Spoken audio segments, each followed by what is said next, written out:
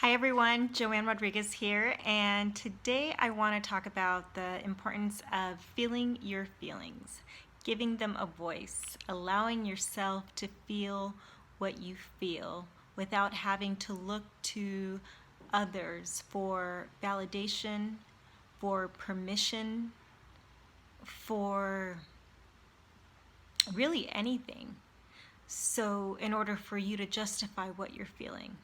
And what this might look like, let's say you have an argument with a friend and you feel like somehow you've been wronged. And so you want to justify what you're feeling. You want to justify that anger inside you or the hurt.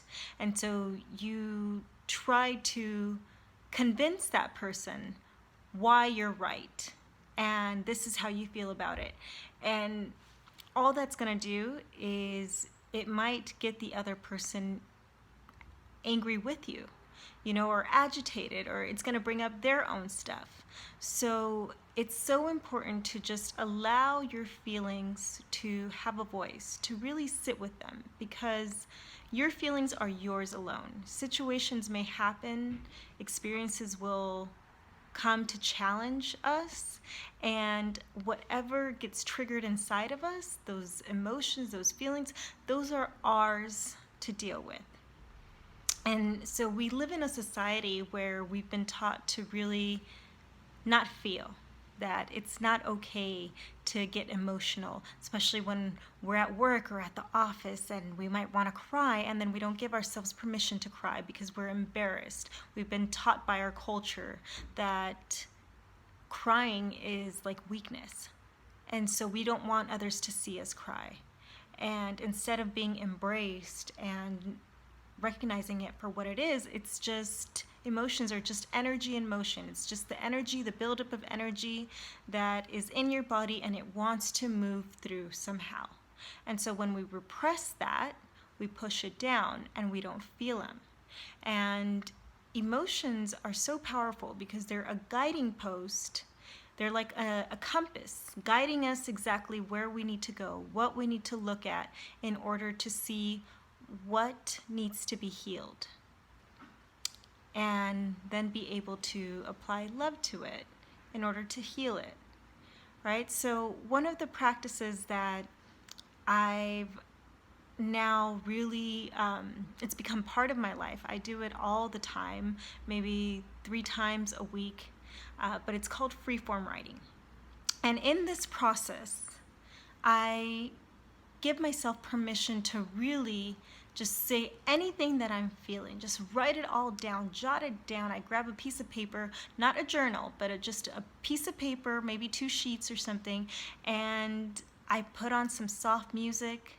I turn on a candle for the purpose of allowing whatever is being written to be burned. It's like it's burning the energy, the negativity, whatever is being put down on paper. It's like war on paper. That's what Byron Katie calls it, is war on paper. So you're writing down whatever feelings, whatever emotions, whatever thoughts are coming through until you get to the place that is the core. Like that's it, that you feel it, and then you allow those emotions to come up. A lot of times it's going to be sadness, and you just let it pour out of you, and you will uncover something that you might not have even been aware of that was there.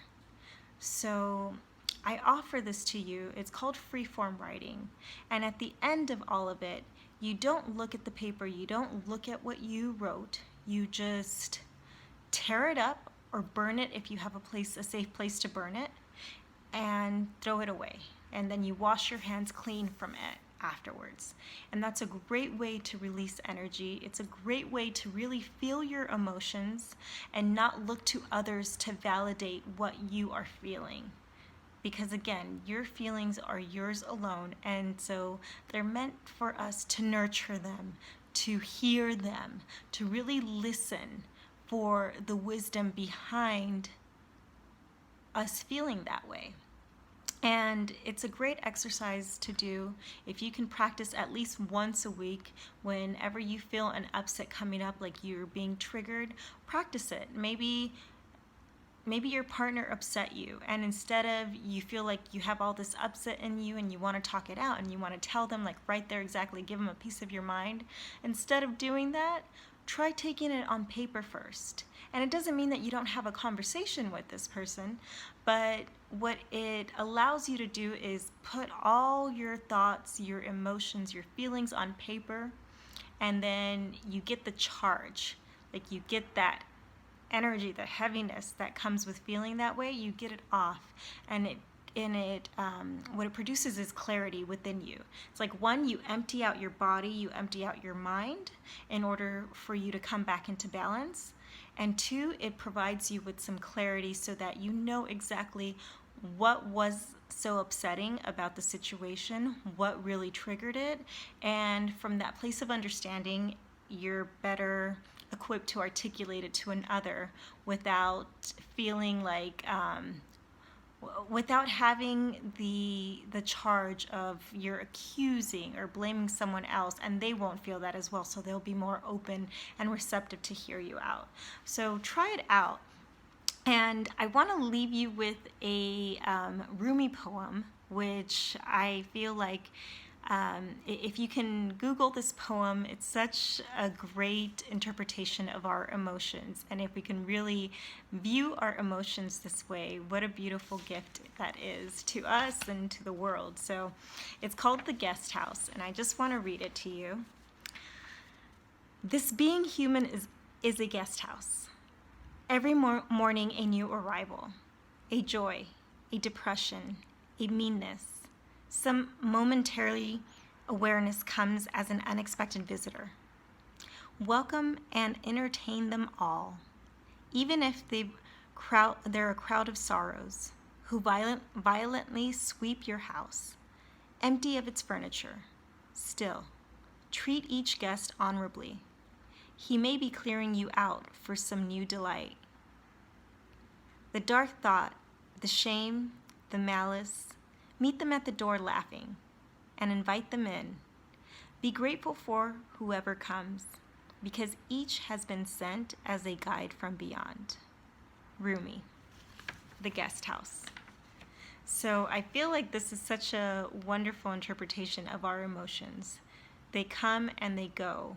And it's only when we try to push them away, when we suppress them, that we keep them there longer than what they need to be, when we make ourselves wrong for feeling the way that we feel.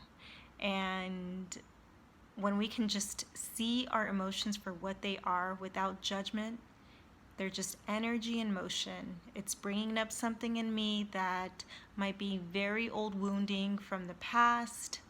And so I'm just going to let this come up without judgment.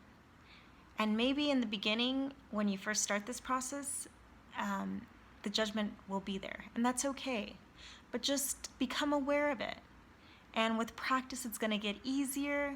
And pretty soon, you'll feel safe to feel what you're feeling. You won't look to others to validate. You won't need to call a girlfriend up and say like, hey, this is what happened, and what do you think about this? Isn't he such an a-hole? You know, and I'm just speaking from experience, like from my own personal life and my past, and so I know that this is our tendency, because we don't know how to process. And so we feel like in talking it out, maybe, and having someone else validate why we're feeling that way, then that makes it okay. But all you're doing there is perpetuating the negative emotion. You're just allowing it to come, and then someone else like agrees with you, and maybe they get upset. And so it just becomes this energy, this ball of negative energy just moving. And so if you can just sit with that, transmute it, alchemize it, and turn it into something beautiful, you grow from every time you do this. So I leave you with that. Thank you so much for tuning in. Love you, and so many blessings. Bye-bye.